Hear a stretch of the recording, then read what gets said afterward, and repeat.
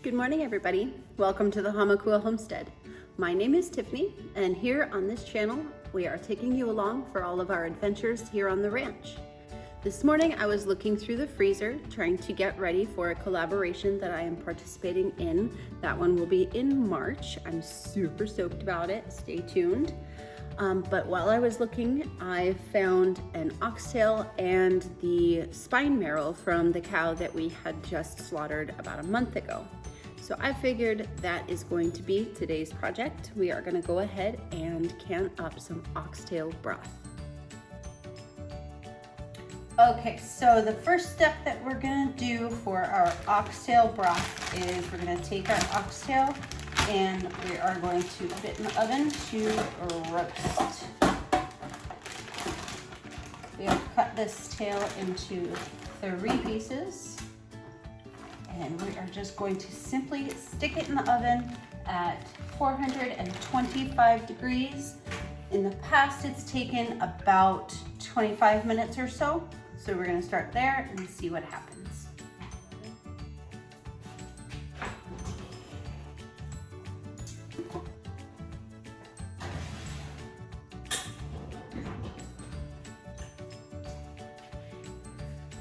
So Tiffany, how do you know when it's ready? The bones are all bubbly and the meat looks delicious and tender, and the marrow looks like it's just exploding out of the bones with flavor. Ooh. Yes. Ooh. All right, so it's been 25 minutes. We are going to check on our bones, see how they are roasting. Sizzle, sizzle, bubble, bubble. Yes. Oh, it's this. Okay.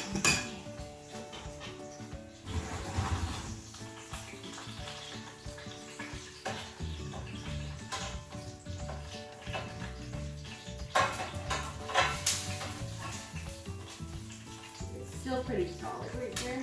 Mm-hmm. On both sides. You kind of want to wait for it to get a little.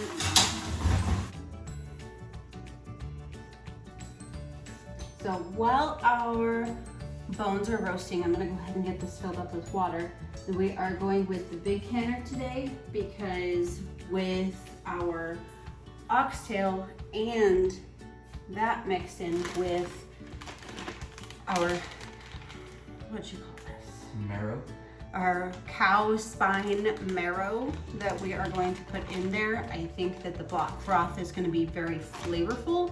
So we're going to go with a large batch today. I don't know how many quarts it's going to turn into, but I'm going to start filling this up with water.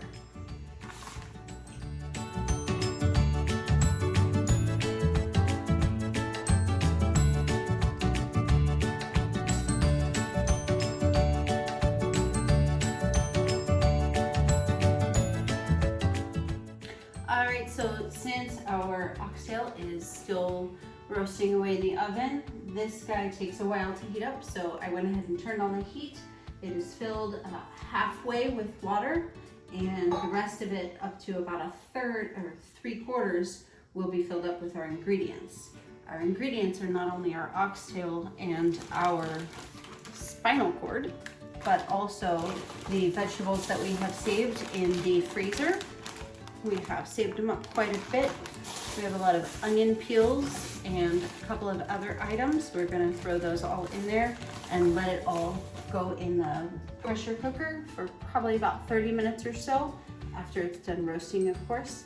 And then we're gonna strain everything out, and then that'll be our broth that we'll put in our jars, and we will see how many we actually come up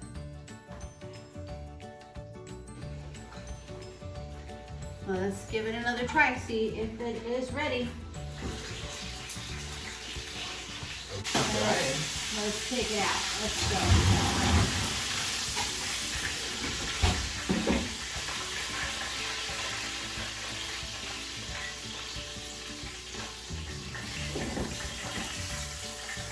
Okay, so we're gonna take this oxtail. It's sizzling away. I don't know if you can see the liquid inside. That's all the fat that came off of it.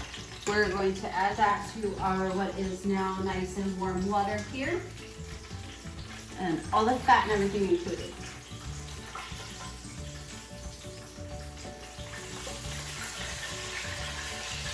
careful, it'll splash you.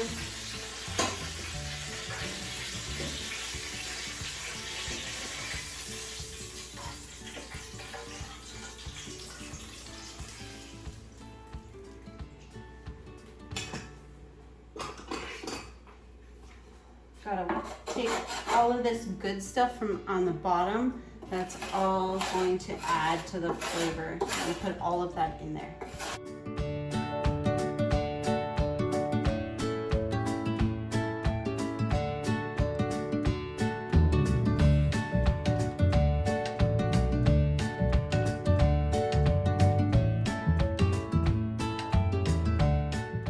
So now we are going to take our vegetables and our cow, The marrow? the cow marrow from the spine. We're going to stick that in there too. Ooh. Like I said, be careful. All of our frozen vegetable scraps.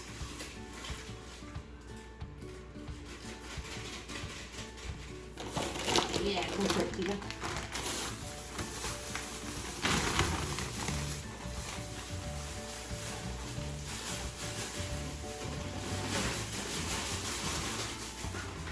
So it's as easy as that. We have our pot nice and full. Okay, so we have our what is soon to be broth in our pressure cooker. We are going to wait for it to start steaming out of here. We're going to give it a solid 10 minutes of steam, and then we'll put our weight on, and I'll bring you back for that part. Good morning, you guys. Last night with our broth got a little bit too late, so I went ahead and just left it overnight. It is very cooled now, and all I need to do is open it up, strain it out, and see what we come up with. I might have to do a second straining. We'll see.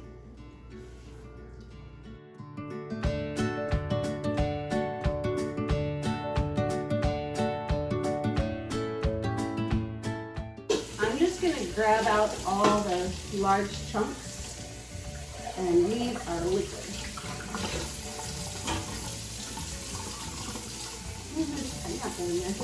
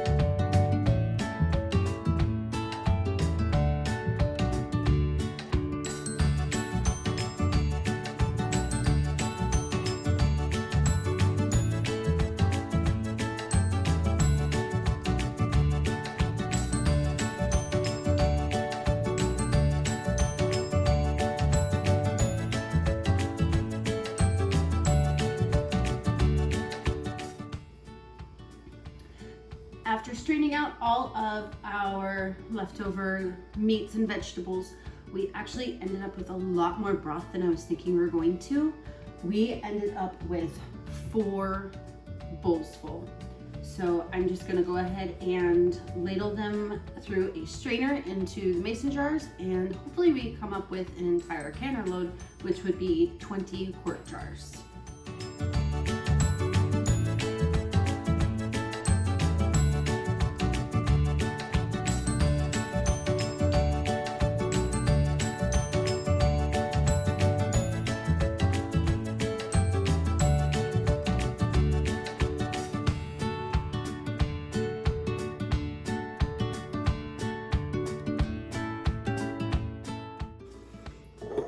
So because I let this cool down so much, some of the fat has started to solidify.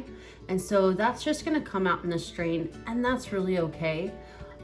We do enjoy a lot of fat in our broth here, but you know what? Sometimes it's okay.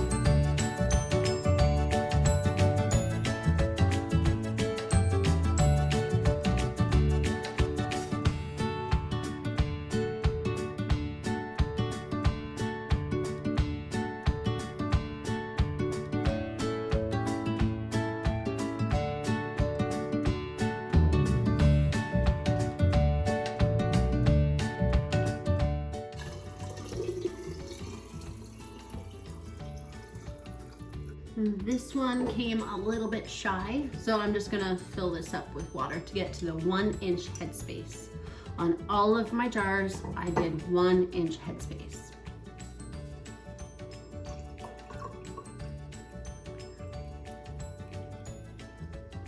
There we go. All of our jars are filled up with our broth, and I just wanted to take this moment to show you. So I strained out a lot of the fat. I could have done like I've done in the past and put it through a cheesecloth or a coffee filter or something like that. I chose not to do that today. That's all right. But a lot of this extra fat on the outside and on the top of the rim, I don't know if you guys can see that, but that is going to be a huge hindrance to getting these sealed. So I have to be extra careful to get these rims cleaned very well. I'm going to use vinegar, white vinegar, to clean the fat and all of the residue off of the jars.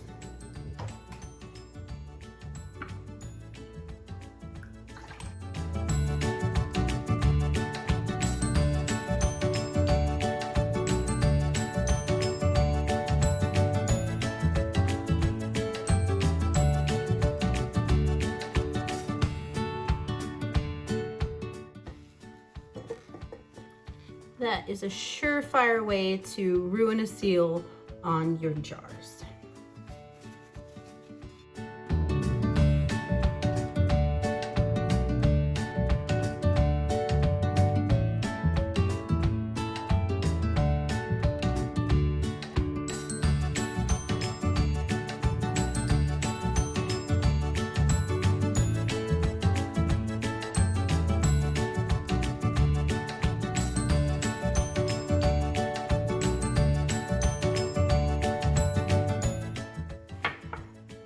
With the lids.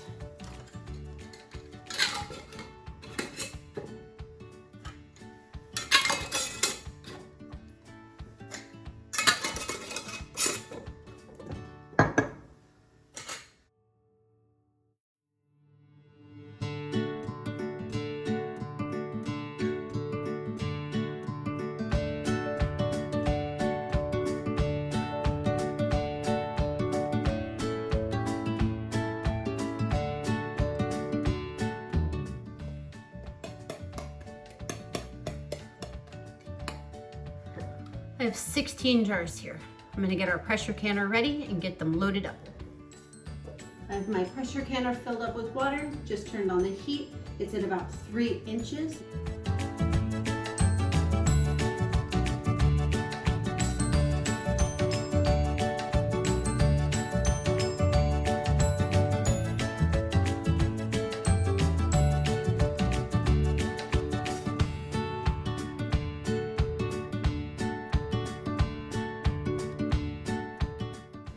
When I was reading through the instruction booklet for my particular canner, which is new to me, I did read that when you have 2 layers, you want to stagger so they're not sitting right on top of each other, even though that there's a rack in the middle. You still want to stagger them so that it creates a nice pressure environment. Always want to make sure your vent pipe is clear. Make sure this rubber doodad is in good shape. Looks good to me. I don't know what it's called. And everything looks good.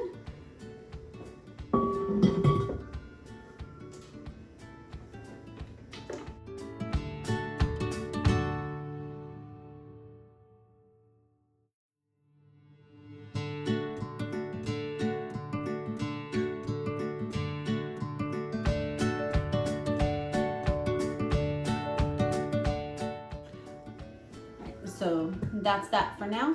I'm gonna go ahead and get this cleaned up while this is coming up to pressure. We're up to 15 pounds of pressure. Now I'm gonna set my timer.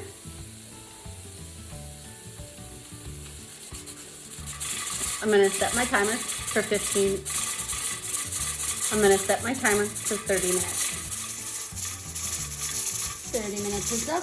Now we just gotta wait for this gigantic mechanism to come down some pressure, and I'll show you what comes out. Our oxtail broth has come down from pressure, and now it's time to open our pressure canner.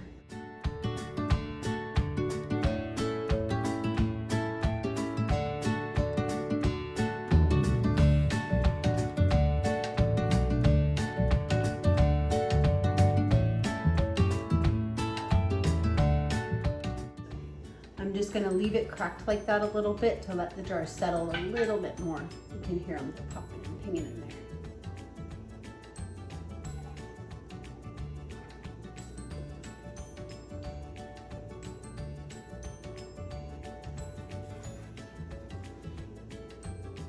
I don't know if you can see that, but we've got boiling action.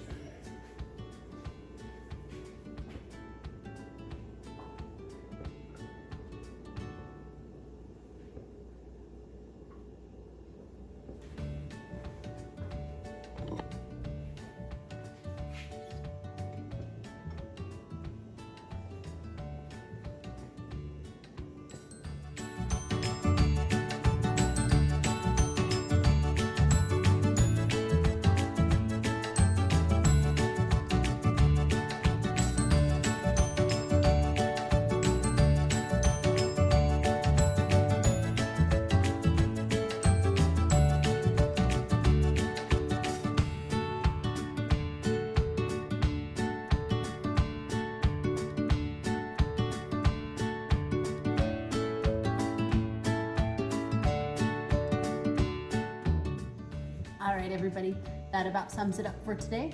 We have 16 successful quart jars of our oxtail broth. I'm so excited to try it. The nutrition value in here has to be amazing. I've never tried to make broth with the spine marrow before. I'm so excited. Thank you so much for hanging out with me today. I really enjoyed making this broth with you guys. If you enjoy videos like this and you want to see some more, be sure to subscribe below, give me a thumbs up, and don't be afraid to share. Thank you.